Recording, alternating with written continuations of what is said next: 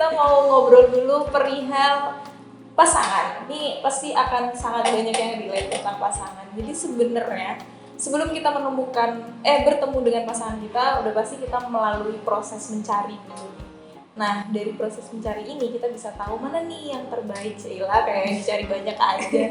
Jadi Bu Friska mungkin dimulai dari gimana sih caranya kita tahu ini pasangan kita nih yang terbaik nih buat kita. Gimana ya?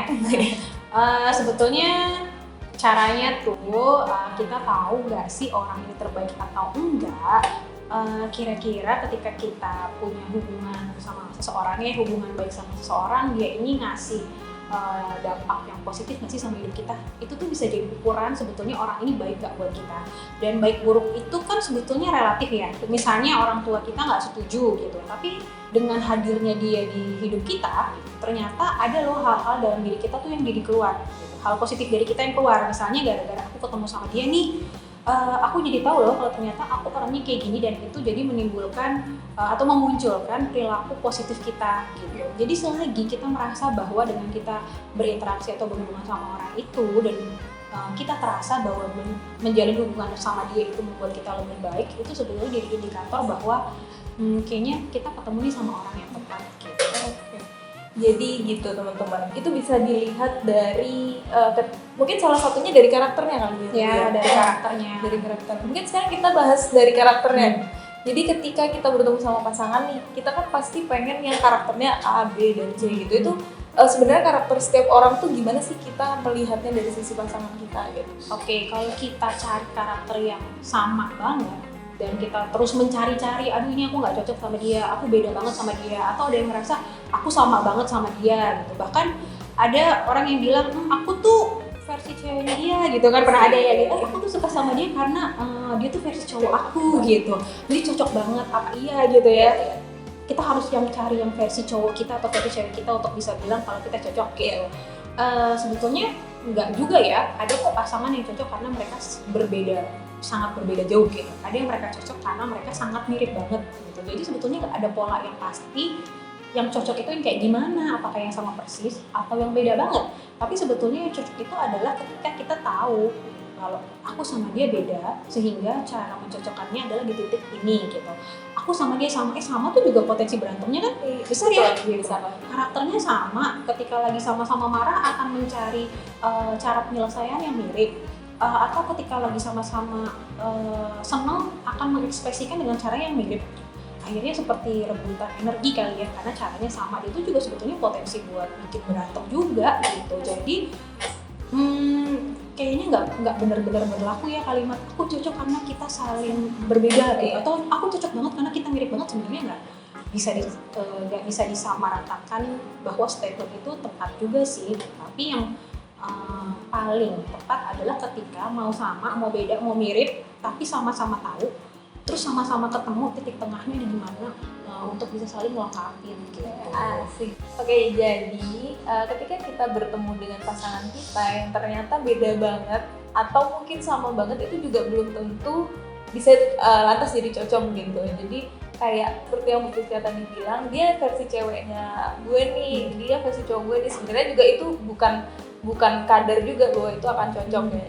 Nah, ketika kita ketemu pasangan yang berbeda banget nih Bu, kan kita nggak bisa demand bahwa pasangan kita tuh harus yang sesuai banget sama kita nih gitu. Pasti ada tumpang dan tindihnya gitu. Nah, ketika kita bertemu dengan yang berbeda banget, sejauh mana sih Bu kita tuh bisa menerima ini perbedaan gitu? Karena kan ketika kita lagi sayang-sayangnya tuh kan pasti bisa lah nerimanya, pasti bisa gitu kan. Padahal sebenarnya kedepannya sepet juga lama-lama gitu.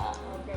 Biasanya tuh kalau lagi bucin-bucinnya ya, kayak apapun pasangan kita tuh pasti bakalan kita terima gitu, dan berpikir bahwa oh nanti dia bakal berubah, oh dia nanti bisa kok pas nikah akan upgrade diri gitu. Oh nanti udah nikah situasinya dia bisa kok akan jadi seperti apa yang gue mau gitu. Padahal sebetulnya kita tuh nggak pernah bisa benar-benar merubah seseorang loh gitu, kalau orang itu nggak punya motivasi untuk merubah diri dia sendiri. Apalagi udah menikah, ketemu 24 jam dengan problem yang lebih real nih ya. Jadi problem pacaran atau perkenalan sama problem pernikahan tuh akan sangat berbeda gitu. Dan nggak mungkin lagi kita nutupin diri kita gitu, jaim di saat pernikahan tuh nggak mungkin. Jadi kalau kita berharap setelah nikah kita malah akan bisa merubah seseorang, itu lebih nggak mungkin gitu. Jadi memang ketika kita memutusin untuk menikah ya, terima dulu nih waktu masa perkenalan itu justru malah diterima. Jelek buruknya tuh harus kita terima dan kita resapi gitu. Ini sebenarnya karakter ini beneran nggak sih bisa gue terima gitu, atau yang kayak gini sebetulnya gue masih bisa toleransi nggak sih. Tapi jangan pernah sekalipun berpikir oke nggak apa-apa gue terima deh gitu, nanti pas nikah juga dia berubah. Itu nggak mungkin nggak sih orang berubah itu? Mungkin, tapi memang orang akan berubah ketika berasal dari dirinya dia sendiri loh. Ada motivasi di diri dia sendiri kalau duh gue udah sampai di titik ini dan gue ngerasa kayak gue harus berubah gitu, tapi bukan karena orang lain gitu. Oke. Nah, jadi ini kita tuh bukan malaikat ya yang Iya. bisa lantas kemudian orang yang sudah bertahun-tahun hidup di keluarga mana ketemu kita 3 bulan tuh bisa nih berubah gitu. Itu nggak lantas juga jadi seperti itu gitu. Enggak. Ada sih mungkin kayak gini ya, kebetulan gitu tuh semenjak dia sama aku tuh dia berubah Oh iya, banget. Gak ada kan yang kayak ada, gitu. Terus ada. kita tuh ngerasa kayak tuh kan gara-gara ketemu aku tuh Gila sih. dia berubah gitu. Padahal sebetulnya bisa jadi nggak karena kita loh, hanya dia punya keinginan berubah, terus dia ketemu orang yang tepat adalah kita, terus akhirnya berubah. Jadi hanya sebuah keinginan bertemu dengan momen yang tepat, terus kemudian berubah gitu. Kalau mau berubah sih sebetulnya dari dulu dia tinggal sama keluarganya gitu, yang udah bertahun-tahun lamanya. Kalau mau berubah ya harusnya di momen itu gitu, karena ibunya udah jauh lebih duluan kok meminta kamu jadi anak yang kayak gini dong, kan nggak mau. Tapi ketika ketemu perempuan atau laki-laki yang tepat dia berubah gitu. Padahal sebetulnya momennya yang pas, dia mau melakukan sesuatu, mau merubah dirinya di sesuatu, ada kebetulan perempuan yang datang atau laki-laki yang datang di waktu yang tepat gitu, yang bisa ngedukung itu gitu. Jadi nggak juga konsepnya oh dia yang merubah Aku berhasil nih. berhasil Gitu. juga.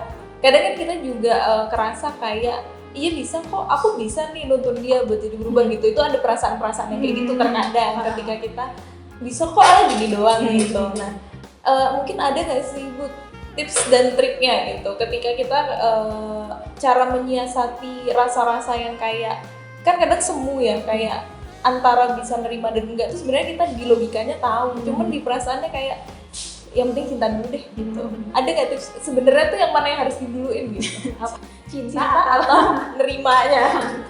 Oke, kalau cinta ya penting juga sih ya. Memang kalau dalam hubungan yang relatif lama gitu, kadang tuh bukan pakai cinta lagi ya, tapi udah pakai komitmen gitu. Kalau di awal-awal pernikahan dia pakainya cinta gitu, tapi ketika masalah datang terus-menerus tuh lama-lama hubungan itu lebih kepada logika sih ya. Gitu. Iya sih sayang, tapi banyak hal-hal yang terjadi sehingga yang dituntut tuh lebih kepada komitmen kita untuk mempertahankan hubungan itu gitu. Jadi kalau dibilang penting-penting, tapi nggak selamanya cinta itu jadi ukuran kita bisa mempertahankan sesuatu gitu. Atau ketika kita berantem, udah deh karena kamu cinta sama aku, kamu ngalah ya kan, nggak gitu ya? Gitu. Tapi lebih kepada argumentasi gitu. Jadi cinta itu jadi penting, tapi bukan jadi faktor yang menjadi satu-satunya untuk mempertahankan suatu hubungan gitu. Karena tadi akan ada perdebatan-perdebatan yang nggak pakai cinta selesainya gitu. Tapi pakai kerjasama, komunikasi dan sama-sama nurunin ego gitu. Dan di situ cinta tuh udah nggak berlaku gitu. Jadi teman-teman cinta itu berlaku, cuman emang PDKT tuh emang yang manis-manis keluarnya itu penting banget cinta, tapi setelah udah jalan cinta ntar dulu deh gitu. Karena otomatis tuh akan dikesampingkan karena ego tuh jauh lebih tinggi ya. Iya tuh. Kalau cinta tapi nggak bisa nurunin ego, ya sama aja ya. Nggak bisa jalan juga. Ketika kita ketemu sama pasangan, mungkin memang tidak perlu harus sesuai sama karakter, tapi gimana caranya kita bisa mengkomunikasikan, mungkin ada perbedaan karakter dan sebagainya gitu. Jadi sejauh mana kita bisa berkomunikasi dan berkompromi dengan itu, dan kita juga harus berkomitmen atas apa yang sudah kita ucapkan untuk hubungan itu. Terima kasih.